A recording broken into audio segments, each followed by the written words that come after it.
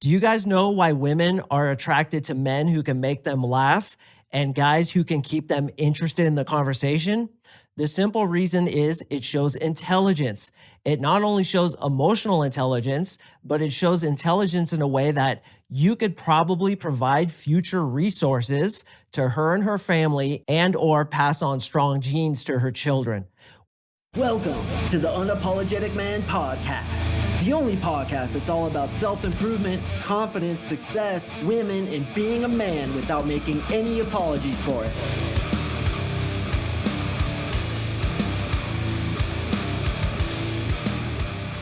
What is up, you absolute legends? Thank you for tuning in to another episode of the UMP. And today, boys, we're going to talk about how the CIA spent millions creating the 10 emotional power phrases that I'm about to teach you. Did this really come from the CIA? It actually did. I've been doing a lot of research through the years on FBI negotiators, CIA spies. These kinds of things really interest me. I've read a ton of books about it. I've watched tons of podcasts and tons of videos on it. And these are 10 emotional power phrases that you can throw into your conversations with women, but not only that, actually throw into text messages with women to get them more attracted to you. Obviously, guys, you know that if you go into a conversation with a woman and you ask the same boring interview type questions that every other guy asks her, she's going to lose attraction for you. So we need emotional spikes. And in NLP, which of course is neuro-linguistic programming, which is what I use, we also call these pattern interrupts. If you're creating a pattern in her mind of boredom, which is what most guys do, asking her those interview type of questions, she's going to continue the sense of boredom and she's not going to get attracted to you. If, on the other hand, you do pattern interrupts by having emotional spike points in the conversation, not only with these 10 simple phrases that you can throw in that I'm going to teach you, but also with what you talk about, frame control, emotional triggering gambits that, of course, I teach my guys in my 3-month coaching program, then what's going to happen? She's going to get attracted to you. Do you guys know why women are attracted to men who can make them laugh and guys who can keep them interested in the conversation? The simple reason is it shows intelligence.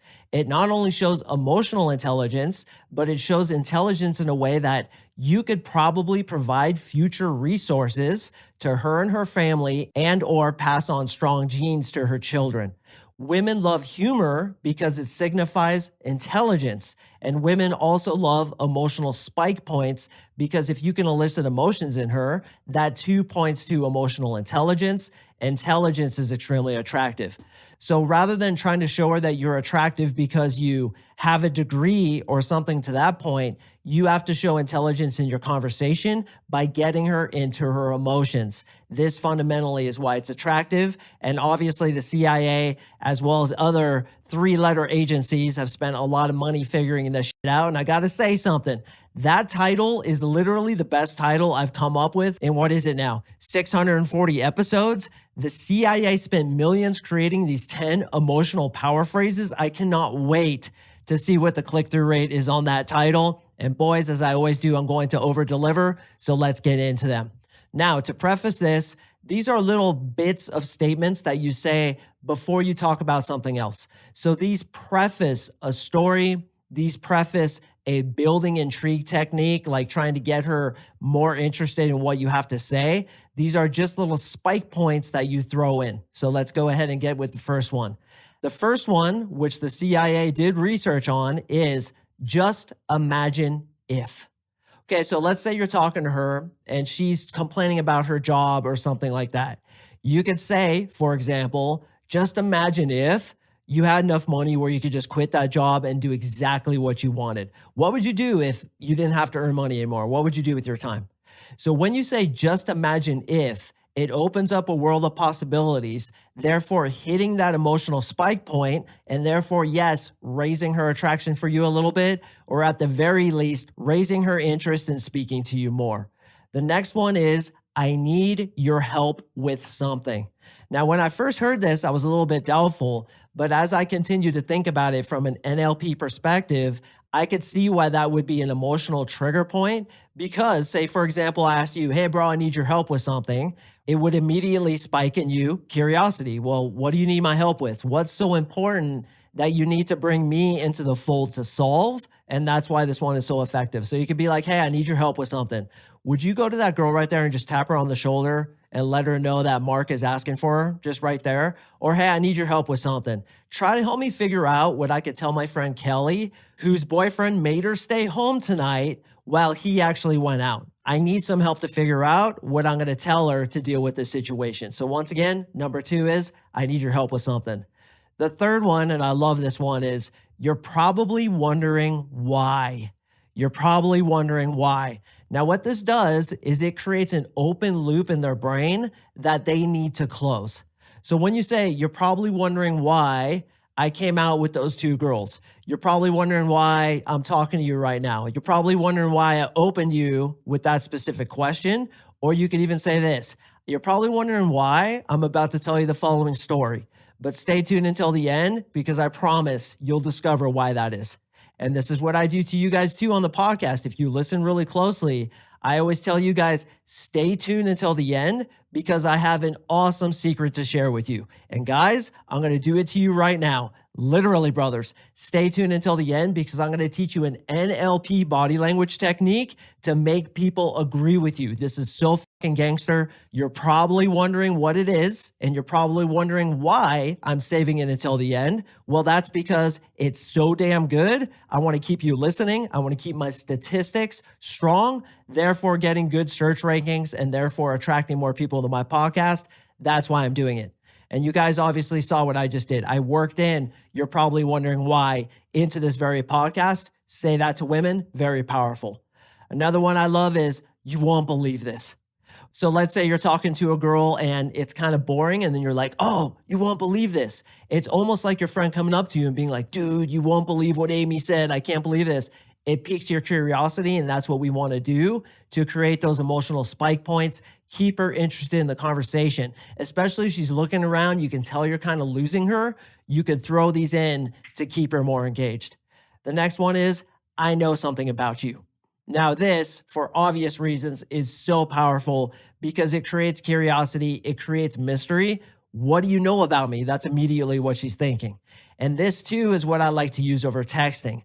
You could say, so, hey, Kelly, ... And she's like, yeah, Mark. Then you say, so I got to be honest with you. I know something about you, ... Do you guys understand how fast she's going to text you back if you say something like that? She's going to break the land speed record for text reply. You're going to be like, I know something about you, send. And then her fucking reply is going to be in your inbox already before it even fully sends.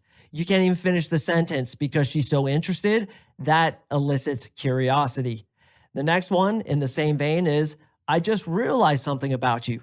So as you're talking to her, you can use this emotional power phrase as a precursor to what I call cold reading. So she's talking, you're kind of looking at her, and you say, oh, you know what? I just realized something about you. And she's like, what's that? You can say, I just realized that you really take a lot of pride in your storytelling, don't you? Like the way you're telling that story, I can tell you're a good storyteller because like, look at all the details, look at all the emotion. I can tell you've done public speaking before. Is that true?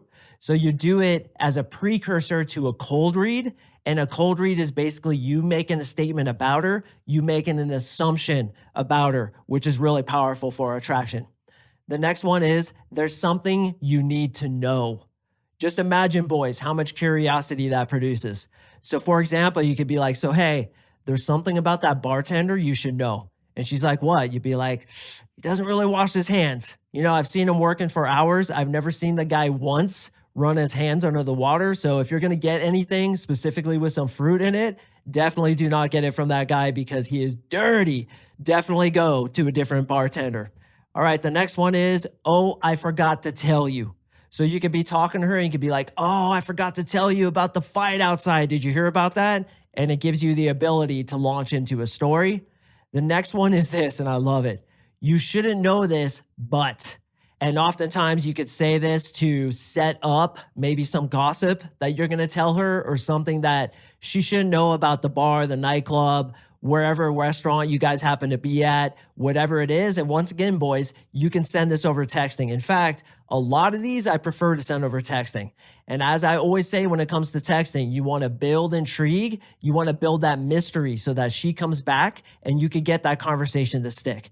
So for example, and you guys know I love to do this, I love to just say her name and then ... which I believe too is a good emotional power phrase because she's wondering what you're talking about. So if you're like, so hey, Kelly, ... and you say nothing else, that creates an emotional spike where she's like, yeah, like, what do you want to know? And then you could say something to the effect of, you shouldn't know this, but, and then you could do that too. You shouldn't know this, but ... and that's all you say. And she's like, shouldn't know what? And then you could toss at her some piece of information that she shouldn't quote unquote know. The next one is, in the same vein, I shouldn't tell you this, but. So just imagine you're talking to a girl in a nightclub and it's kind of getting boring and you're like, oh my God, I really shouldn't tell you this, but, and she's like, but what? And you'd be like, I don't know. Can I trust you? And she's like, yeah, you could definitely trust me. You'd be like, you promise? And she's like, of course I promise. You'd be like, you better not tell anybody. And she's like, I won't. You'd be like, pinky promise. Come here, bring it in. You do understand that the pinky promise is substantiated by the United States Supreme Court as being legally binding, correct, Jessica? And she's like, yeah, correct. You'd be like, all right, I shouldn't tell you this, but, and then you could tell her some sort of gossip. So this is a good way to, once again, spike emotions, make it more interesting than the typical boring interview type conversations. And the next one is, I can't believe this thing happened, but, and then you tell her the story. So these are really good to set up stories and also, again, to use over texting. All right, boys, now for that NLP technique that is super powerful to try to get a girl to agree with you. So if you're watching on video, I want you to watch my hand. What you want to do is you want to actually spin your hand in a circle kind of out in front of your face. It's a little bit difficult to explain over audio. So if you're listening over video, you can see what I'm doing. You're kind of spinning your hand in a way while you're shaking your head yes in order to get people to agree with you. So you'd be like, wouldn't you agree that when people are really cheap, it just makes them look unattractive? And you see how I'm kind of spinning my hand. What this does in NLP, it creates a pattern of agreement because logically and also subconsciously, when you're agreeing with something, you're nodding your head. Your head is basically going in an up and down motion. So when you're doing that with your fingers, they actually want to follow you subconsciously with the same type of body mannerism. It's called mirroring. So if you could get somebody to mirror you, just crossing your arms or crossing your legs or standing a certain way, that builds a lot of rapport and trust. But also if you're doing your hand in a circle, kind of imitating that nodding motion while you're nodding and saying something that you wanted to agree with, this works in the subconscious mind for them to want to mirror your body language, and therefore subconsciously they're going to agree with you. God, that was hard to explain, but I hope you guys got it. So essentially you're doing a little bit of a hypnosis technique, and hypnotists will use this kind of stuff where you're like, wouldn't you agree that the Unapologetic Man podcast is like the best podcast you've ever heard? Naturally, because we're doing that motion with our fingers, they are going to be more likely to agree with it. So gentlemen, I hope you got something out of this. Obviously, it will probably require you listening to this again, sending it to a million friends, talking about it on forums, and liking, subscribing, and commenting on, in a positive way, all of my videos, all of my audios. We're talking Spotify, iTunes, YouTube. I'm on Instagram. Any follow, any subscribe, any like, any comment really helps me out, especially with YouTube, which my channel is moving slower than a glacier because I've been sandboxed by YouTube because what I talk about is controversial.